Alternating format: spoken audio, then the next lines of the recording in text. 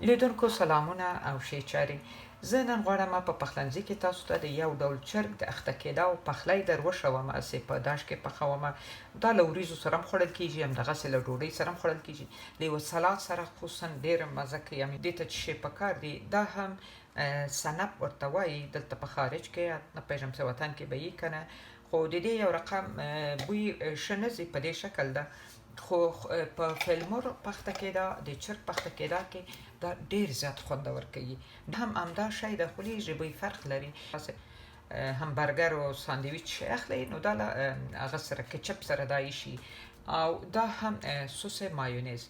او لیدونکو، ما یو مخکې په ویډیو کې فکر کوم تاسو ته ویلي ول چې کله تاسو چرګ لا فلمور اخته کوئ، نو تاسو پکې کوچ لا مایونیز دا شان ور واچوئ، نو هغه ډیر زیات ښه اخته کیږي او په نرم کیږي هم. او دا هم کورکمن، زه بل ډول مساله چې نه ورچوم سر. او دا هم وچه دنیا ده، میده کړې مې ده، البته بوتل فرق لري. او دا هم تور مرچ. او مساله یې تاسو خپل بیا هم خوښه که هر ډول مساله پکې استعمالوي. او دا هم 2 دانې وږې د سوړې دانې او زنجفیل، دا مې پکې میده کړې دي ورته. او دا هم ورته 1 دانه لیمو، البته که زیر لیمو وای ما یې پوست هم ورته ریزه کوو. او دا هم 1 دانه چرګ ده، او تاسو دلته وینئ 3 دانې مې هم کچالو سره راخیستې دي. که تاسو لیدونکو کولی شئ له دې چرګ سره مثلا یو بله ترکاري، بروکولي و له کدو یو شی بل هم کولی شئ چې تاسو سره پاخه یې کوئ. خو دا کچالو ما سره راخیستې دي. نو اوس به تاسو راسره یاستئ چې زه دا څنګه اخته کوم. دوستانو، لومړی زه دا مواد ټوله په دې یوې کاسه کې اول ټوله یو ځای کومه. ښه، لیمو ومې وایستلی، اوس به دا ور واچوم. له معذرت سره چې رسوي مې وه مالګه، 1 قاشقه مالګه.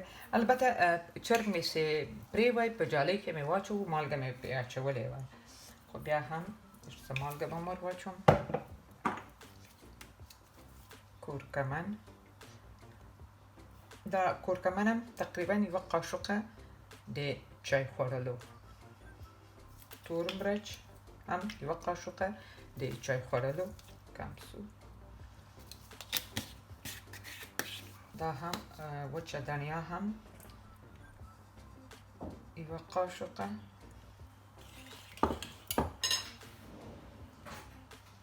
او اوس به هم دا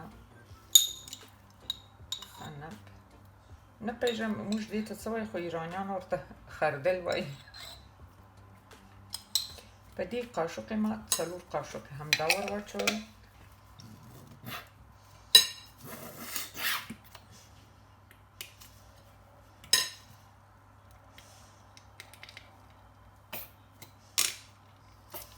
دا مې هم 1 قاشقه، تاسو وینئ 1 قاشقه ور واچول. او اوس به یو 3 قاشقې ډکې، وبخښئ 4 قاشقې ډکې هم مایونیز. اوس به دوستانو دا مواد به سره حل کومه. زیاتره خلک فکر کومه چرګ چې ده چې اخته کوي کباب ته، لا دغسې که قورمې ته چې شته مخ د طریقې اخته کوي، نو سرکه ور اچوي 1 قاشقه. خو زه خپله طرفداره نه یم د سرکې ته، کومه تجربه چې زه لرمه. سرکه چې ده چرګ یو رقم داسې شخ کوي.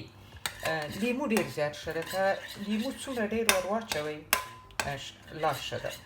اوس به د چرګ رااخلمه او په دې کې به داسې اخته کومه. او دا بله خوا هم اوس کشم په دې بل لاس کې ده. او یوه خبره بله وکړم لیدونکو، تر څو چې داش ګرمیږي، تر څو چې تاسو د کچالو لږ کموئ، دغومره وخت کې د دې چرګ اخته کېدا پکار ده. نور په خپله په دې موادو سره ګډ په داش کې کېږدوئ، نور وخت نه غواړي چې څوک دې اخته کوي.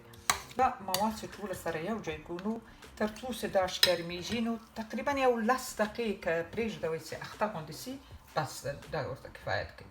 دا کچالو هم همدومره ورسره بس ده چې دومره مې ریزه کړل دینې زیات ریزه اوس یې په قالب کې اچوئ زه خو یې په خپله په همدې لوښي کې اچوم او په داش کې ږدوم نو د داشي قالب کې هم ږدوئ کولی شئ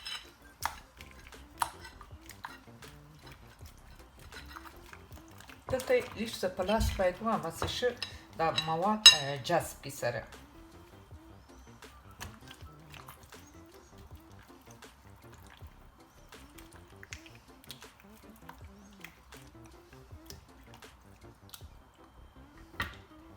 او دا هم کچالو چې دا کچالو به هم په دې موادو کې اچوم او په دې کې به اخته کوم داسې او دا به بیا په سر ږدم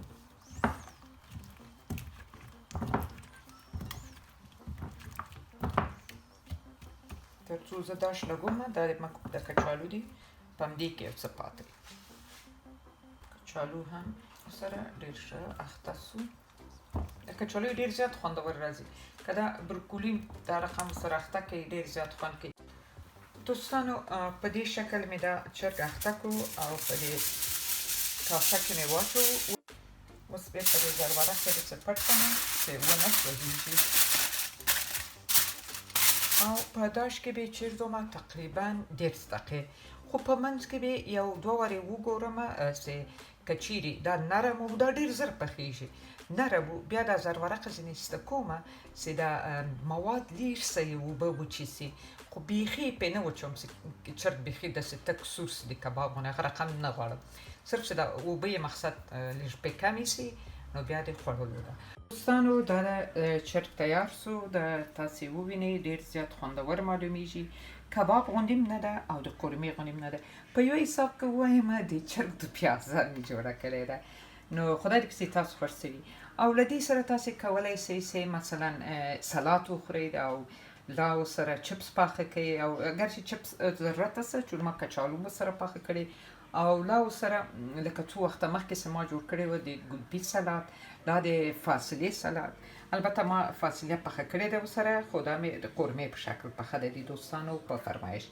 نو د دې سره چې ده د فاصلې سلات ډېر زیات خوند کوي نو دوستانو تر بلې ویډیو مو په خدای سپارم خدای دې وکړي زما د نن ورځې پخلی م خوښ شوی تاسو د سبسکرایب تاسو د نیوکو تاسو د لایکونو او ستاسو تر ویډیو تر پایه لیدلو په هیله الله مو